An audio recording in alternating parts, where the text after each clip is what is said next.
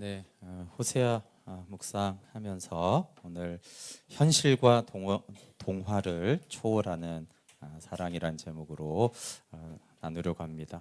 호세아서를 보면서 좀 동화도 생각이 나고 우리의 현실도 좀 생각이 났습니다. 우리 동화를 보면은 한순간에 갑자기 기뻐지잖아요, 그렇죠? 백설공주나 신데렐라나 콩쥐나 팥쥐나 한순간에 행복이 있고 기쁨이 이루어집니다. 그래서 그럼 이제 설교를 들을 때나 어떤 사람의 간증을 들을 때 그게 동화처럼 들리고 동화처럼 이제 현실이 되는 신앙이 있잖아요. 하나님이 나를 찾아온 걸 생각하면 마치 정말 동화 같다. 그러니까 이제 꿈 같다. 이런 말이죠. 예수님을 만난 그날을 생각하면 그 십자가의 사랑에 감격하고 그날 내가 뜻하지 않았는데 그때부터 내 삶이 바뀌었다.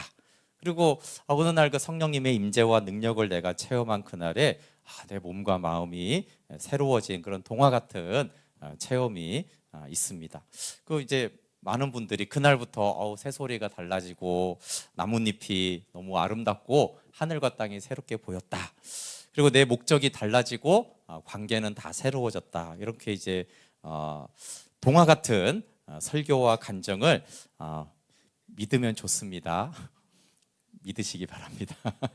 왜 믿어야 되냐면 믿으면 동화 같은 기적이 일어나기 때문에 그렇습니다. 그래서 설교와 간증이 막 들을 때 막 믿어져. 그러면 하나님이 일하십니다. 왜 그러냐면 믿는 대로 되기 때문에 그래요. 그 예수님이 이런 믿음을 칭찬했고 이런 믿음이 없음을 책망했어요. 여기 이제 혈루증 여인인데 마태복음 9장 22절에 그 여인에게 따라 안심하라 내 믿음이 너를 구원하였다.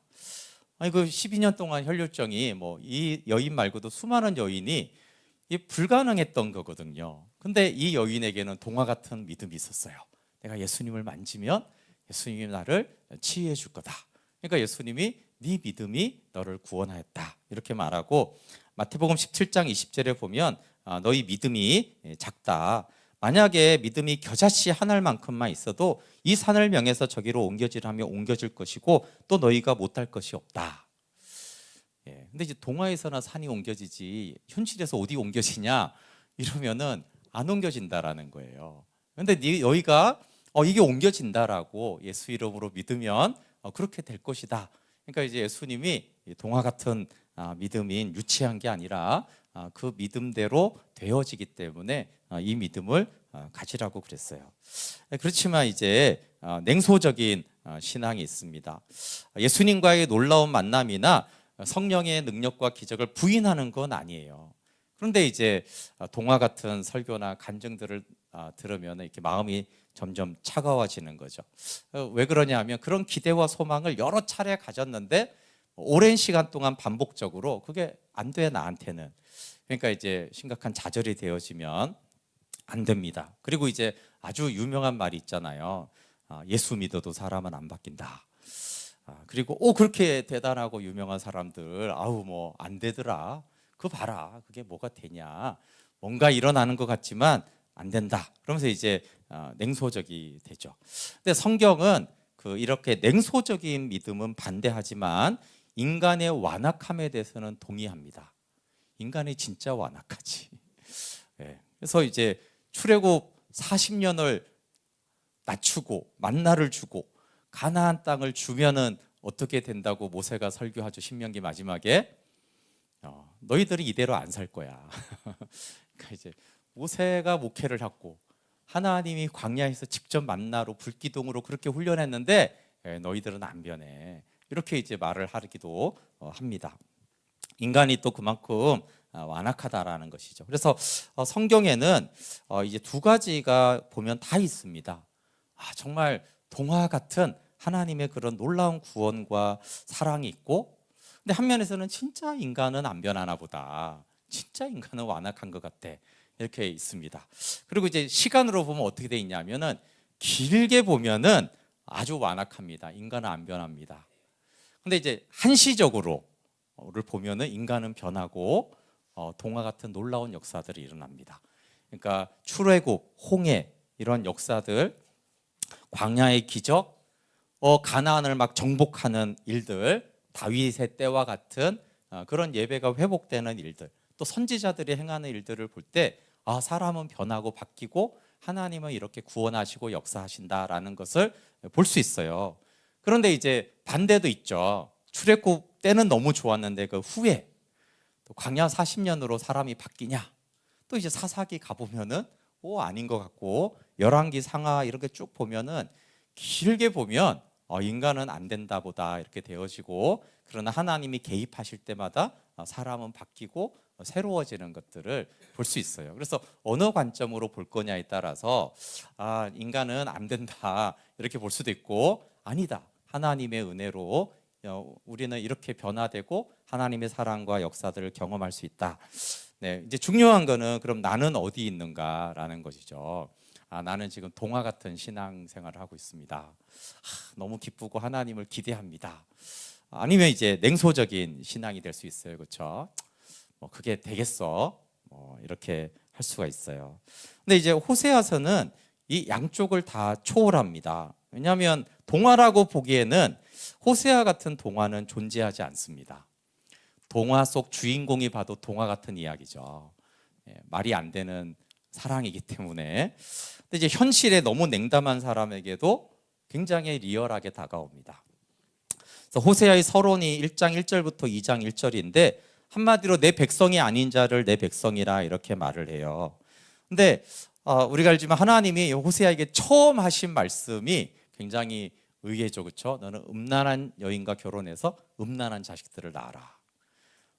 여러분, 내가 내 인생에 처음 하나님께 들은 말씀이 뭐예요?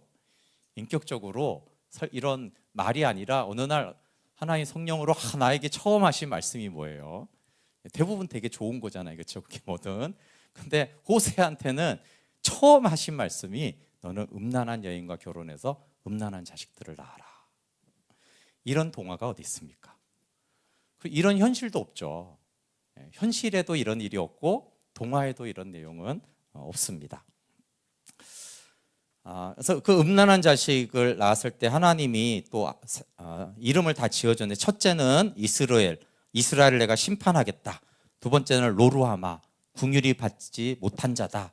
세 번째는 로암미, 내 백성이 아니다. 이름도 섬뜩하게 지어줬습니다.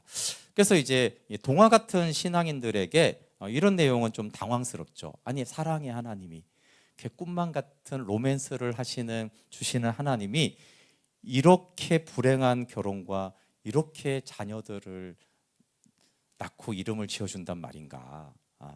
근데 이제 냉소적인 신앙인에게는 이 내용이 반갑지는 않지만 인간들이 그렇습니다. 그래서 냉소적일 때는 하나님이 여러분을 사랑하십니다.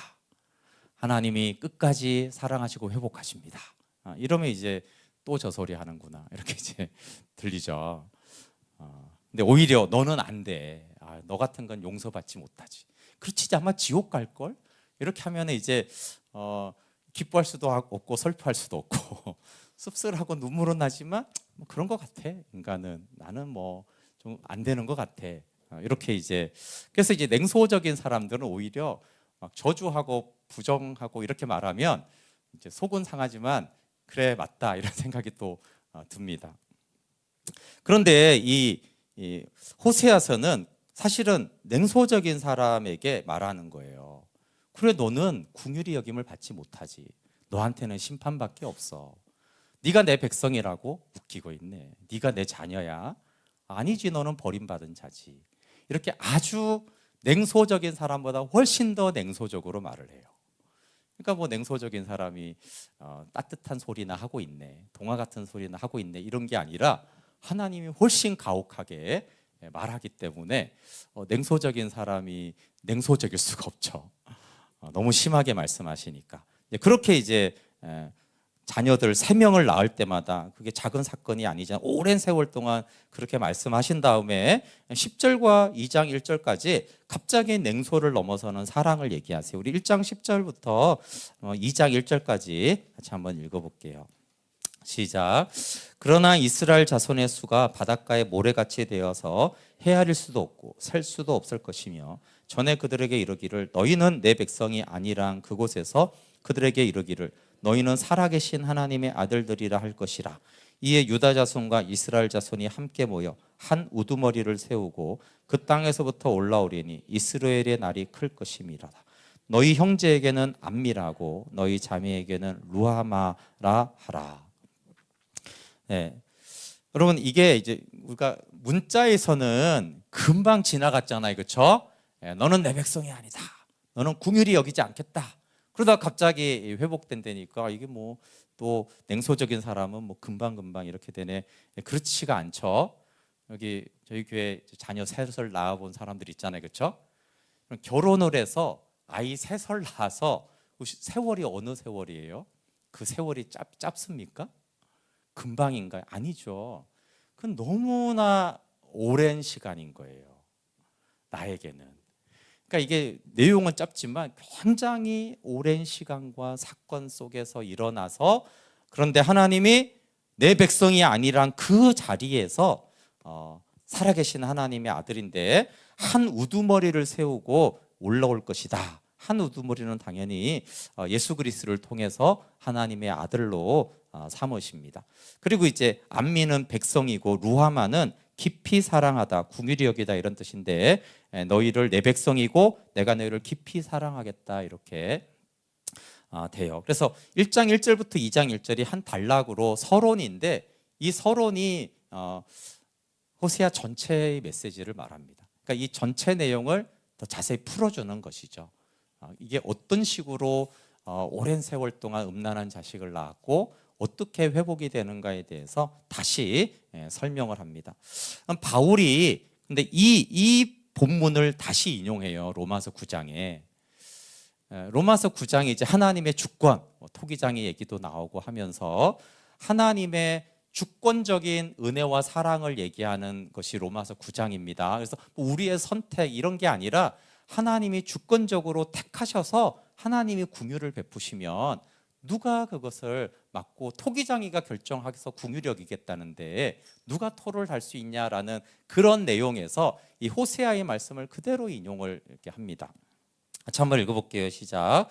호세아의 글에도 이르기를 내가 내 백성 아닌 자를 내 백성이라 사랑하지 아니한 자를 사랑한 자라 부르리라. 너희는 내 백성이 아니라 한 그곳에서 그들이 살아계신 하나님의 아들이라 일컬음을 받으리라 함과 같으니라. 아멘. 네, 그러니까 바울이 로마서 5장도 그렇고 8장도 그렇고 9장에서 지난주에 설교한 대로 은혜의 지배, 하나님의 그 불가항력적인 은혜와 사랑을 몇 번 얘기하는데, 이 로마서 9장이 그 문맥이에요. 하나님의 그 불가항력적인 사랑. 네, 그때 이 호세아의 본문을 인용하면서 그 호세아의 사랑이 바로 하나님의 은혜, 그 불가항력적인, 이해될 수 없는, 저항할 수 없는 그 하나님의 은혜와 사랑이다 라고 바울이 인용을 합니다. 그러면서 이제 2장으로 넘어오면은 이제 왜 긍휼히 여기지 않고 내 백성이 아닌지를 이제 밝히는 내용이 진행이 됩니다. 이스라엘이 이제 간음을 했는데, 간음을 이제 간음만 한 게 아니라 이렇게 말합니다. 바알은 내가 사랑하는 자일 뿐만 아니라 바알이 나를 사랑하고 바알이 나의 공급자다 이렇게 말해요. 근데 하나님이 공급했는데 바알이 나한테 공급했다고 하면서, 그러니까 바알이 나를 사랑하니까 바알이 나에게 이 모든 것을 공급해서 나는 바알을 따르겠다 이렇게 이제 합니다. 근데 그게 사실이 아니에요. 그게 바알이 줘서 진짜 따라도 문제가 되는데, 하나님이 공급했는데 바알이 줬다고 하면서 바알을 따릅니다. 그러면 이제 하나님이 뭘 하시냐면은 하나님이 가시로 막고 담을 쌓아서 막습니다. 그래서 어디로 가는 걸 막아요? 바알을 만나지 못하도록 하나님이 길을 막습니다. 그러니까 바알을 만나러 갔는데 바알을 못 만나니까 쉽게 말해서 세상 좀 성공하고 행복해지려고 노력했는데 하나님이 막아서 불행해. 그러니까 불행하니까 누구 생각해요? 하나님 생각해요. 네, 그게 이제 2장 7절인데 우리 한번 같이 읽어볼게요. 시작. 그가 그 사랑하는 자를 따라갈지라도 미치지 못하며 그들을 찾을지라도 만나지 못할 것이라. 그제야 그가 이르기를 내가 본 남편에게로 돌아가리니 그때의 내 형편이 지금보다 나았음이라 하리라. 하나님께 왜 돌아갑니까? 하나님의 사랑을 깨달아서, 하나님을 사랑해서, 회개해서 이런 게 하나도 없어요. 돌아가는 유일한 이유는 뭐예요? 아, 여기가 개고생이구나. 그나마 그때가 좀 나았던 것 같아. 동기가 굉장히 이기적이잖아요, 그렇죠? 근데 이기적인 거는 이 고멜만이 아니라 뭐 탕자 같은 경우도 유명한 예화지만 보면은 왜 돌아갑니까? 굉장히 이기적이에요. 아, 그때 아버지는 나를 사랑했는데 그래도 아버지는 나를 사랑하지 이런 생각 1도 없고요. 내가 배고파. 밥 좀 얻어먹을 수 없을까? 그냥 오직 나만 생각해서 오직 나를 위해서 나만 생각해 굉장히 이기적인 동기로 돌아가요. 그런데 그렇게 돌아가면은 이게 굉장히 재수없지 않습니까? 그렇죠. 누군가 나한테 사과를 하는데 이게 진짜 그 사과가 이렇게 저렇게 해야지 그렇지 이래야 되는데 굉장히 이기적인 이유로 와서 미안하다고 하는 거예요. 그럼 사실 굉장히 꼴보기 싫잖아요. 근데 탕자를 맞이하는 아버지도 이기적으로 왔다는 걸 알고 여기 호세아서도 고멜이 이스라엘이 돌아오는 동기가 굉장히 이기적이에요. 하나님 생각이 1도 없어요. 내가 상처 줬지, 하나님 그래도 날 사랑하지 이런 아무 관심이 없고 그때가 좀 형편이 좋은 것 같은데 그러니까 한번 돌아가 볼까? 이런 생각을 하는 거죠. 근데 하나님이 길을 막으신 이유가 그런 이유로라도 돌아오라는 거예요. 그런 이유라도 탕자 같은 그 이기적인 이유, 아버지 생각 사실 1도 없었던 그 아주 이기적이고 독선적인 자기밖에 모르는 그 상태로라도 어쨌거나 아버지께로 돌아오고 어쨌거나 하나님께로 돌아오라고 하는 하나님을 찾게 하는 그게 그 호세아서가 말하는 사랑이에요. 그런데도 계속 음행하니까 이제 2장 13절을 보면 바알들을 섬긴 실대로 내가 그에게 벌 주겠다 이렇게 말씀하세요. 그런데 이제 14절에 보니까 그러므로 이렇게 시작이 돼요. 이게 문맥이 좀 맞지가 않아요. 내가 벌 주겠다. 그러므로 내가 타이르고 위로하겠다. 앞뒤 말이 안 맞습니다. 그러니까 여기 이제 그러므로는 병들고 버림받아 노예시장에 팔렸기 때문에라는 뜻이에요. 그러니까 회개했기 때문에 내가 위로하고 네가 깨달았기 때문에 이런 게 하나도 없고요. 그냥 벌 받았기 때문에 내가 위로하겠다 이렇게 말해요. 그러니까 벌 받았으면 어떻게 돼요? 되게 비참하잖아요, 그렇죠? 그러니까 불쌍하니까 이유는 그거예요. 불쌍하니까 내가 그를 데리고 가서 말로 위로하고 타이르겠다. 그러니까 여기도 다시 말하지만 뭐 겸손해졌다거나 회개했다거나 하나님께 돌아왔기 때문에가 없어요, 전혀. 아무 이유가 없는데 고멜을 전 재산을 주고 사옵니다. 여기가 이제 2장 14절이 3장 2절과 같은 내용이거든요. 내가 은 15개와 보리 한 호멜만으로 나를 위하여 그를 사고 이렇게 말해요. 그리고 15절에 가면 위로를 넘어서 포도주와 소망의 문을 열어줍니다. 그래서 회개하지 않았는데 돌아오지도 않았는데 고멜을 사오고 위로합니다. 그러니까 그 성경의 주 메시지는 회개해라. 그래야지 하나님 나라가 누려진다 이런 거잖아요, 그렇죠? 근데 고멜은 회개하지 않았는데 하나님이 찾아오는 사랑의 얘기를 하고 있어요. 왜 그러냐면 3장 1절 같이 한번 읽어볼게요. 시작. 여호와께서 내게 이르시되 이스라엘 자손이 다른 신을 섬기고 건포도 과자를 즐길지라도 여호와가 그들을 사랑하나니 너는 또 가서 타인의 사랑을 받아 음녀가 된 그 여자를 사랑하라 하시기로. 네, 지금 이스라엘이 고멜이죠. 고멜로 상징되는 이스라엘이 우상 숭배하고 있고 행음하고 있어요. 그렇게 하고 있을 때 하나님이 사랑하고 있대요. 그래서 이스라엘 자손이 다른 신을 섬기고 건포도 과자를 즐길지라도 여호와가 그들을 사랑하고 있다. 그러니까 이스라엘과 하나님이 신혼의 사랑으로 표현할 때 출애굽 때를 신혼으로 얘기하시고 이제 열왕기의 그 많은 사사기가 행음하는 시간이고 그리고 하나님이 심판할 때가 있어요. 그러니까 이 표현이 다르잖아요, 그렇죠? 근데 하나님은 동일하게 사랑하고 있다는 거예요. 근데 우리 쪽에서는 어떻게 느끼겠어요? 신혼 때는 하나님이 나를 너무 사랑하신다. 근데 뭐 하나님 나를 심판하실 때는 하나님 나를 진짜 사랑하실까? 내 쪽에서는 막 하나님 나를 사랑하신다, 하나님 나를 버리셨나 보다, 나를 사랑 안 하나 보다 이러고 있는데 하나님 편에서는 뭐라고 그래요? 네가 죄 지을 때나 잘할 때나 네가 심판받을 때나 복받을 때나 나는 똑같이 너희를 사랑하고 있다라고 말씀하고 있어요. 그래서 하나님의 진노와 심판은 나를 사랑하지 않는 시간이 아니라 더 높은 차원의 사랑을 하시는 것이죠. 그래서 하나님의 사랑은 아들의 십자가로 확증이 되었습니다. 그래서 호세아의 메시지와 로마서 5장 8절 10절의 내용은 똑같습니다. 로마서 5장 8절 한번 같이 읽어볼게요. 시작. 우리가 아직 죄인 되었을 때 그리스도께서 우리를 위하여 죽으심으로 하나님께서 우리에 대한 자기의 사랑을 확증하셨느니라. 네, 하나님이 구약에만이 아니라 신약에서도 언제 우리를 사랑한다고 그랬어요? 예, 우리가 막 바울처럼 막 복음 전하고 우리가 열심히 기도하고 열심히 예배할 때가 아니고요. 우리가 죄인 되었을 때. 그 죄인은 10절에 보면 하나님의 원수잖아요. 그렇죠? 우리가 원수짓 하고 있을 그때 하나님이 우리를 사랑했다. 근데 그냥 사랑한다고 하지 않았고 십자가에서 아들을 내어줌으로 그 사랑을 확정 도장을 꽝 찍어서 내가 죄인 된 너를 십자가의 사랑으로 사랑한다라고 확정해 주셨어요. 그래서 동화 같은 믿음이 있고 냉담한 믿음이 있다고 그랬잖아요. 그렇죠? 그럼 우리 생각에는 저 동화 같은 어린아이 같은 믿음을 가진 자는 하나님 사랑하시고 저렇게 냉담하고 냉소적인 인간은 하나님 좀 싫어할 것 같아. 이게 우리의 느낌인데 하나님 뭐라고 그래서요? 하나님 사랑은 똑같다는 거예요.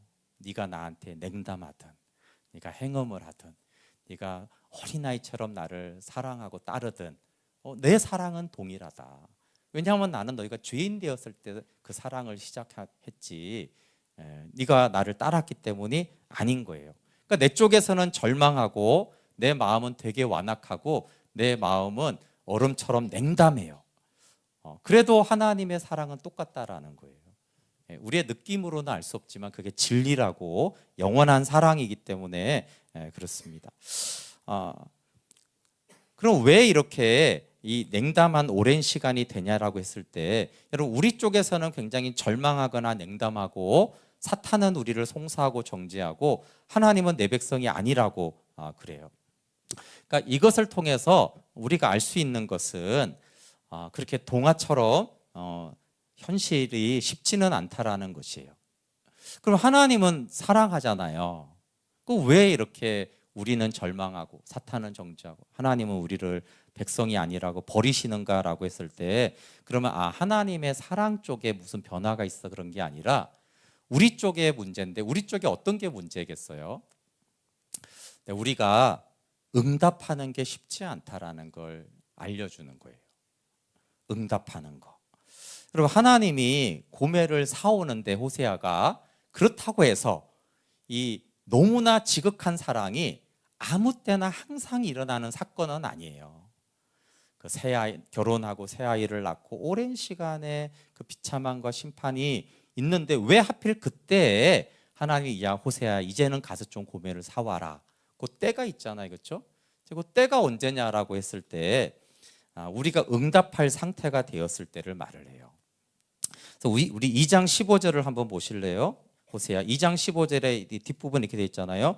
그가 거기서 응대하기를 어렸을 때와 애굽 땅에서 올라오던 날같이 하리라. 그러니까 응대하다가 반응하다 이런 뜻이에요. 그러니까 반응할 때 호세아야 지금 네가 사러 가면 고멜이 반응을 할 거야 이 말이거든요.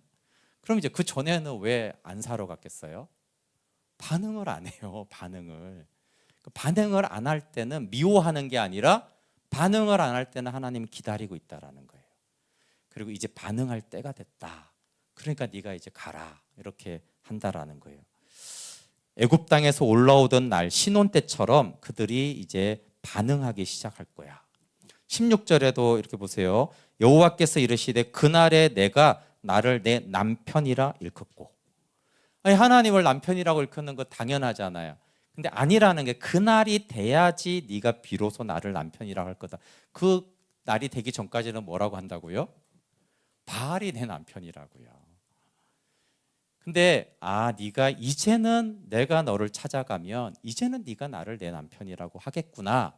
그때 찾아오시죠. 2장 23절도 이게 계속 반복되는 내용. 2장 23절 한번 읽어볼게요. 시작. 내가 나를 위하여 그를 이 땅에 심고 궁일이 여김을 받지 못하였던 자를 궁일이 여기며 내 백성 아니었던 자에게 향하여 이르기를 너는 내 백성이라 하리니 그들은 이르기를 주는 내 하나님이시라 하리라 하시니라. 네, 내 백성이 아니라고 했다가 하나님이 내 백성이라고 할 때가 온다는 거예요. 그때가 언제냐면 너도 나에게 주는 내 하나님이십니다. 이렇게 반응할 때, 그때가 호세아가 고멜을 찾아갈 때라는 거예요. 3장 5절 한번 읽어볼게요. 시작. 그 후에 이스라엘 자손이 돌아와서 그들의 하나님 여호와와 그들의 왕 다윗을 찾고 마지막 날에는 여호와를 경외함으로 여호와와 그의 은총으로 나아가리라. 네, 이제는 돌아와서 하나님께 나아가는 거죠. 근데 이 부패한 마음의 현실은 이게 응답하는 것이 쉽지 않다라는 것을 얘기해요. 그래서 아까 이제 새 아이를 낳고 그 오랜 시간과 그 속에 수많은 사건과 일들이 일어나는데 많은 시간과 사건이 필요하다. 우리가 하나님께 반응하고 응답하고 할 때까지는 많은 시간이 필요하다. 그럼 3장 3절부터 4절 한번 읽어볼게요. 시작. 그에게 이르기를 너는 많은 날 동안 나와 함께 지내고 음행하지 말며 다른 남자를 따르지 말라. 나도 내게 그리하리라 하였노라. 이스라엘 자손들이 많은 날 동안 왕도 없고 지도자도 없고 제사도 없고 주상도 없고 에봇도 없고 드라빔도 없이 지내다가 여기 두 번이나 3절 4절 연이어서 많은 날 동안이라는 표현이 있어요. 동화는 물론 동화도 뭐 많은 세월이 지나지만 회복의 순간은 키스하면 순간 되잖아요, 그렇죠? 근데 하나님 그렇지 않다. 많은 날이 필요하다. 4절은 뭐예요? 왕도 없고 지도자도 없고 제사도 없고 주상도 없고 에봇도 없고 드라빔도 없다. 이게 뭐예요? 이스라엘 망에서 왕도 없고 지도자도 없어요. 제사도. 그럼 뭐도 없어요? 바알도 없어. 하나님 사랑도 없고 세상 사랑도 없고 교회 와도 재미없고 세상 나가도 재미없고. 근데 그런 시절이 많은 날 동안 그럴 거라는 거예요. 많은 날 동안. 그래야지 그 반응할 마음이 되고 3절은 여기 가나안 땅에 여러분 지금 이게 가나안 땅에 정착한 지 약 700년이 지나면서 음행과 선지자를 보낸 많은 사건이 있었고요. 반응할 때를 한번 보세요. 우리가 성경은 휙 지나가지만 하나님이 애굽에서 400년 동안 종로로 타고서야 모세를 보내요. 많은 날 동안이죠. 광야 40년을 지난 후에 가나안 땅에 들어가요. 사실 많은 날 동안이 있었죠. 그리고 바벨론 심판이 70년이에요. 많은 기간 동안의 많은 사건 속에서 다시 예루살렘으로 돌아오게 하죠. 근데 왜 이렇게 기간이 오래됐냐면은 그게 이스라엘 쪽에서 반응하고 이제는 내 남편, 내 하나님, 내가 이제 하나님께로 가겠다라고 할 그 반응할 때에 대한 것이죠. 그래서 이제 반응하기 시작한 게 출애굽이고 가나안 정복이고 스룹바벨이 돌아와서 성전을 짓고 느헤미야가 성벽을 건축하는 게 그 이제 반응하는 거잖아요, 그렇죠? 새 번역은 3장 3절을 이렇게 말해요. 나는 그 여인에게 말하였다. 당신은 많은 날을 나와 함께 살면서 창녀가 되지도 말고 다른 남자와 관계를 맺지도 말고 나를 기다리시오. 그동안 나도 당신을 기다리겠어. 그럼 이게 우리가 호세아스를 봤을 때 고멜을 이렇게 사오잖아요. 그러면 그 창녀가 되고 음란한 여인을 전 재산을 주고 딱 사왔으니까 그날로 해피엔딩이 될 것 같잖아요. 동화는 다 그렇게 돼 있잖아요. 근데 호세아서는 어떻게 돼 있냐면 사온 다음에도 많은 시간이 필요하다라는 거예요. 그동안 망가진 이 고멜이 다시 그 마음들이 다시 회복되고 무너진 성전이 그렇잖아요. 느헤미야가 성벽을 다시 짓고 성전을 짓고 많은 날 동안. 그래서 여기는 이미 사온 다음에 함께 살면서 고멜아 많은 시간이 더 필요하다 이렇게 말을 해요. 그래서 바벨론 70년이잖아요, 그렇죠? 그래서 돌아왔어요. 그렇죠?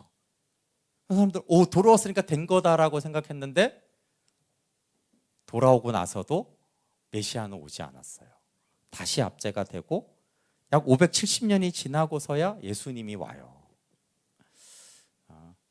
그리고 사실 이제 고멜과의 관계에서 이 십자가와 성령으로 고멜이 이미 70년에서 바벨론 돌아왔을 때가 사오는 때인데, 그러면 이 신혼의 아름다운 사랑은 사도행전에서 교회가 탄생하면서 누리는 거예요. 그렇게 오래 많은 세월이 시간이 필요합니다. 그래서 우리의 회복은 마음의 응답에 따라 다른 거예요. 그러니까 어떤 사람은 금방 되고 어떤 사람은 나는 왜 안 될까라고 했을 때 응답할 마음의 준비가 되었을 때는 동화와 같은 사건이 일어나요. 갑자기 하나님이 찾아오셔서 갑자기 모든 것이 달라지죠. 구원과 표적과 그 깊은 사랑으로 들어가요. 근데 내가 응답할 마음의 준비가 안 돼 있으면은 많은 시간이 지난 다음에 그렇지만 내가 너를 그때 반드시 사오겠다 이렇게 말하는 거죠. 그리고 하나님은 응답할 때까지 사랑합니다. 아까 말한 것처럼 그러면 응답할 때 사랑하냐? 그렇지는 않다는 거예요.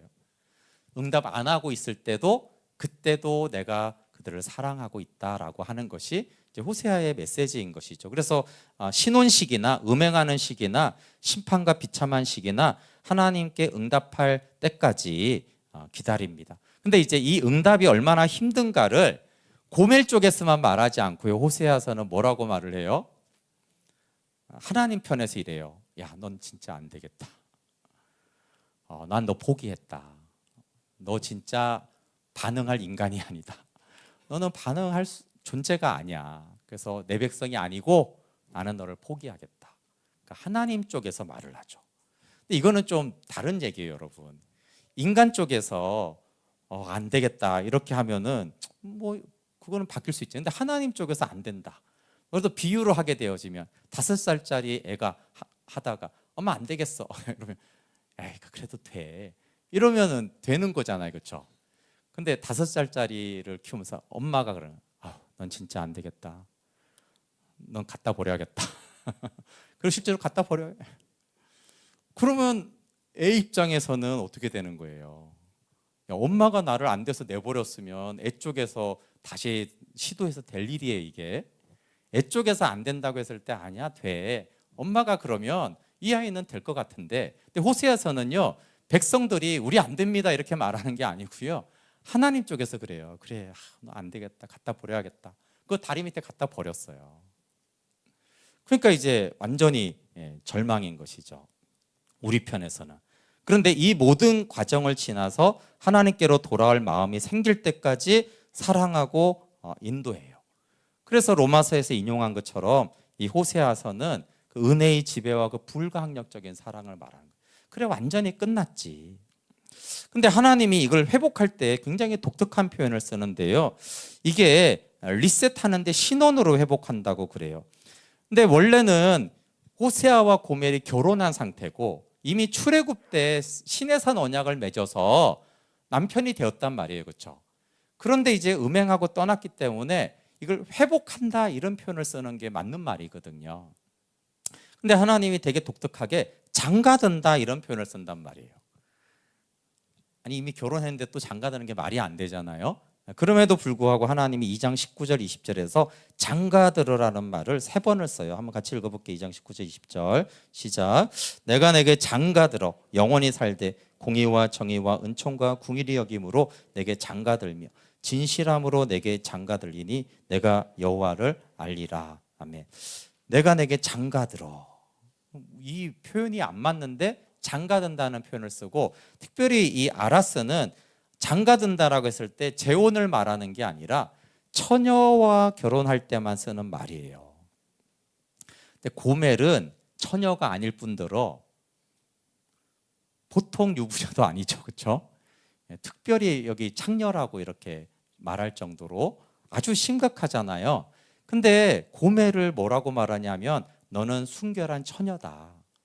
너는 순결한 처녀고 내가 너한테 순결한 처녀인 너한테 내가 장가들겠다. 이렇게 하나님이 말씀하세요. 이게 안 맞는 말인데 그렇게 하세요. 근데 하나님이 이 고멜을 처녀와 결혼하듯이 순결한 아내로 만들어서 맞아들이고 신혼의 사랑으로 연합되는 거예요. 신혼의 사랑이 뭡니까? 여러분, 파국에 이르렀다가 회복이 되면 아무리 알콩달콩 사랑해도 기억이 있잖아요. 그 상처의 기억이. 그게 사실 우리를 괴롭히기도 합니다. 근데 그래서 하나님이 그 기억이 없는 완전한 신혼이다라고 말씀하는 거예요. 근데 이게 복음에서는 어떻게 나타나냐? 그게 부활로 나타납니다. 그 부활에 굉장히 이제 부활이라는 엄청난 뭐 여우하고 이런 거 말고도 부활이 굉장히 주는 특징이 뭐냐면 예수님이 부활한 다음에 부활 이전을 전혀 언급하지 않습니다. 그러니까 부활이 주는 게 뭐냐면 음란한 고멜이 처녀가 되어서 결혼하는 거예요. 그래서 부활 이후에 예수님의 언어를 보면은 너 전에 이랬지 이게 없어요. 마치 그런 사건이 없었던 것처럼 빌라도의 때 보복도 하지 않고 제사장들 공회원들은 뭐라고 하지도 않고 제자들이 부인하고 도망간 걸 하지 않아요. 이게 부활을 통해서 부활이 뭘 주냐 하면은 음란한 고멜을 순결한 처녀로 만들어요. 부활 복음을 받아들일 때. 그래서 마치 처녀에게 예수님이 장가들듯이 신혼으로 들어오게 해요. 그 얘기를 하는 것인데 근데 이제 이 부분에 대해서 이걸 이해했기 때문에 이런 책을 썼을 텐데 제가 이제 오래전에 읽었던 청년부를 많이 했었으니까 청년들한테 이 데이트와 결혼에 대해서 아주 좋은 책인데 나는 너와 결혼하였다 이런 책이에요. 근데 이게 옛날에는 순결을 강조했기 때문에 오히려 좀 그런데 요즘에 사실은 필요한 책 같아요. 요즘에는 이제 남녀 성관계가 굉장히 일상화됐잖아요. 결혼과 상관없이. 사실 이 책이 이제 그 얘기를 실화를 다루는데 우리나라 얘기가 아니기 때문에 이게 이제 모리스와 화트마의 결혼 이야기고 이 상담 전문가의 목사님이 이걸 해주는 과정을 쭉 이렇게 실화를 이렇게 적은 것인데 여기 이제 모리스라는 청년은 이게 청년이에요. 그래서 처녀하고 결혼하기를 원해요. 그러니까 그 결혼에 대한 로망이 있는 것이죠. 근데 이제 이 여자가 나오는데 이 여자가 화트마인데 이 화트마는 과부예요. 그러니까 한번 결혼했고 이제 과부가 된 거죠. 그러니까 이제 이게 전혀 안 맞는 이 모리스와 화트마가 너무 안 맞는 조합인 거예요. 그게 쭉 얘기되다가 사실 이게 가장 핵심적인 건데 마지막 부분에 결국 모리스가 화트마를 사랑해야 되고 결혼하려고 하게 돼요. 그때 이렇게 모리스는 처녀랑 진짜 결혼하고 싶어 했는데 결국 과부인 화트마하고 결혼하는구나 이렇게 이제 말했을 때 그 사모님이 이렇게 말하죠. 이게 굉장히 핵심적인 내용인데 그러나 그녀는 처녀예요. 실제로는 과부입니다. 근데 화트마가 이제 쭉 과정이 있잖아요. 예수님을 만나고 예수님의 새로워지는 과정을 말을 하면서 화트마는 처녀예요. 그는 깨끗이 씻겨졌어요. 그리스도의 신부로 말이에요. 티도 없고 주름 잡힌 것도 없고 흠도 없어요. 이게 이제 이 책의 아주 핵심적인 겁니다. 그러니까 분명히 과부고 그런 여잔데 그리스도 안에서 이 화트마는 아주 순결한 처녀라는 거예요. 그래서 모리스가 이 처녀랑 결혼하는 것입니다. 이게 실제로 이제 우리 결혼에 대해서 말하고 있는 책이거든요. 근데 저는 이 저자가 호세아서를 알았기 때문에 이렇게 말한다고 생각해요. 호세아서가 이렇게 말하거든요. 이 고멜은 뭐 그냥 과부 정도가 아니라 아주 특별히 창녀와 같은 그런 여잔데 호세아서는 하나님이 고멜을 이렇게 사올 때 고멜에게 처녀라는 거예요. 애 셋을 낳았는데 무슨 처녀예요? 말도 안 되잖아요. 근데 너는 처녀고 너는 순결하고 너는 흠도 없고 티도 없고 그래서 나는 처음 장가들듯이 장가들어 너와 신혼을 하는데 네가 이전에 음행했던 기억은 나는 안전이 없다. 너가 음행했던 것은 기억도 없고 너는 순결한 처녀다 이렇게 하는 거예요. 그래서 하나님이 고멜에게 장가들어요.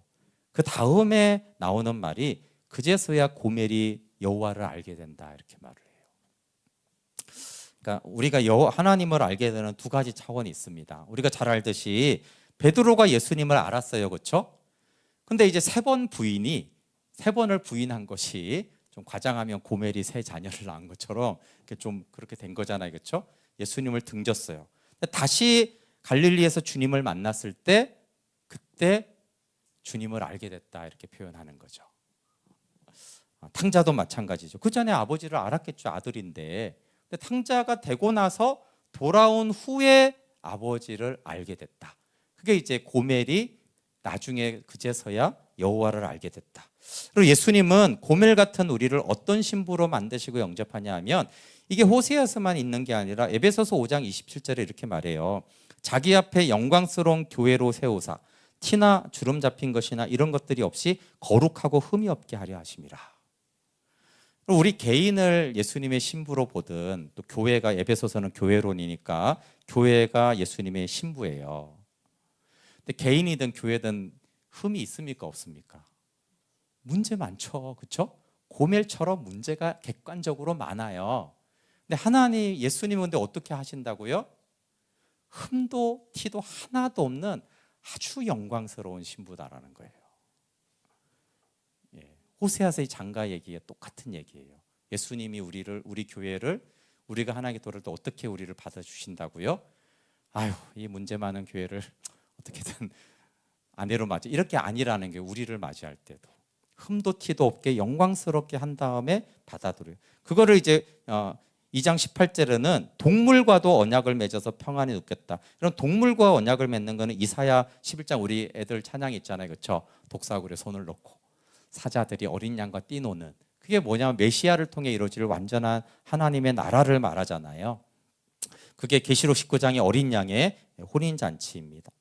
그래서 하나님의 사랑은 우리가 잘 생각해 보면 우리는 현실을 살아가고 때로 동화 같은 하나님을 만나는데 사실은 그것을 초월합니다.